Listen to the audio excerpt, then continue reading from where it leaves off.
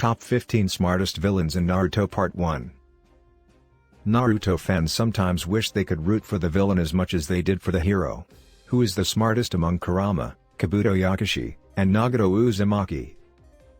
The Naruto universe has a fantastic cast of characters, particularly its villains. These villains had strong philosophies and ambitions about justice and morality, which set them apart from the typical one-dimensional view of good and evil. Fans sometimes wanted to root for the villain as much as they did for the hero, and in many cases, the villain ended up saving the day and assisting the heroes. There were incredible feats of unique Kekkei Genkais and fan-favorite jutsu by the major Naruto villains, excluding the Boruto series, but strength does not always equal intelligence. The Naruto franchise's villains are not all created equal.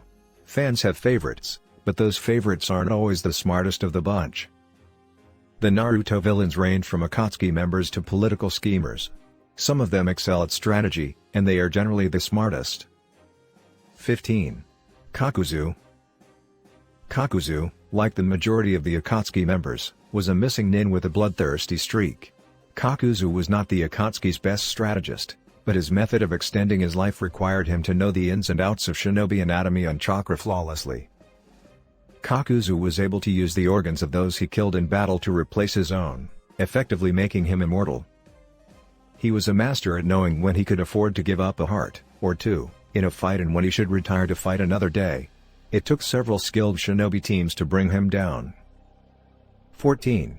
Sasori. Sasori, another Akatsuki member, was a suitably creepy villain in Naruto for fans to watch in action. His puppets didn't even have to be made of wood for him to master them, which is where his unique brand of intelligence and skill came in. Sasori had the ability to puppet dead bodies, allowing them to live much longer than they should. During an episode of the anime, he faced off against the always analytical Sakura Haruno, and while she could spot patterns in his methods, she couldn't defeat him on her own. 13. The Sand Siblings. Naruto introduced the audience to Gaara, Kankuro, and Temari of Sunagakure as a trio of antagonists. Others groomed the siblings to play a role in upsetting Konohagakure's peace without fully understanding the consequences at the time. That doesn't mean they aren't all intelligent. Gaara, after all, ascends to the position of leader of his people as a teenager. The trio also trains the next generation of shinobi before they finish their own studies. Temari is also one of the few characters in the franchise who can keep up with Shikamaru Naru's leaps of logic and strategic plans, nearly defeating him in the Chunin exams. 12. Raza. Raza wasn't the most sympathetic of shinobi leaders, and he played his part as one of Naruto's bad guys before realizing his mistake, as did many of the franchise's powerful men. Raza was the mastermind behind his children's initial hostility toward the Konohagakure villagers, and he led the village hidden in the sand. He instilled a culture of violence and intimidation in his children and shinobi. Raza was wise enough to use one of his own relatives to seal a tailed beast inside, knowing he could control his own child's actions better than a stranger, and knowing how close an eye his advisors could keep on Gaara. It was a cruel, but not stupid, act. 11. Hidan. Hidan is not always the most intelligent of the Akatsuki. He doesn't have the long-term planning skills that Pain or Tobi do, for example. Hidan, like Kakuzu, has a thorough understanding of anatomy and how shinobi abilities work. That is how he maintains his functional immortality. Even when he isn't using his head for strategy, he has an advantage in a fight. What's interesting about him is that, despite not being a master strategist, he can keep up with Shikamaru in their first battle. He can even quickly analyze and figure out how to stay one step ahead of him, with the help of Kakuzu, of course. However, Shikamaru is eventually able to outmatch him, which is why Hidan does not rank as high as many of the franchise villains. 10. Nagato Uzumaki/Pain. Despite being immobile and frail as a result of his battle with Hanzo, Nagato secretly created the alias of Pain and his Six Paths bodies to carry out his plan to bring peace to the ninja world, and only Konan and Tobi were aware of his disguise at the time. Pain led the Akatsuki into a renowned group of international S-rank rogue ninjas, where they successfully extracted all of the tailed beasts except the Kyuubi.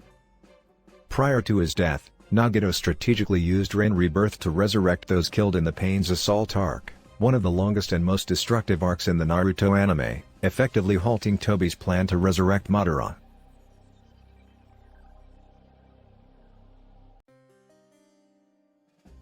Kaguya Otsutsuki.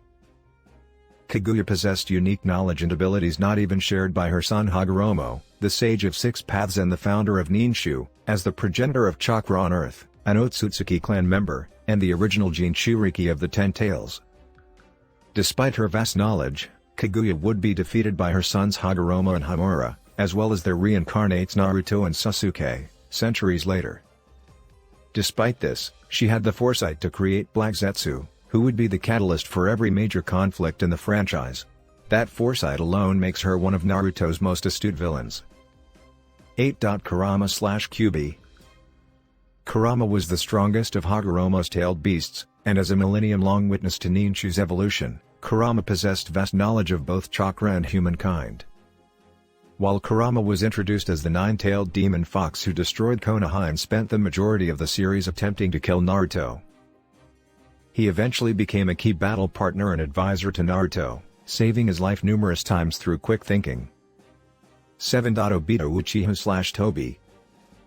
Obito assumed the identities of Tobi and Madara in order to manipulate the entire shinobi world into war.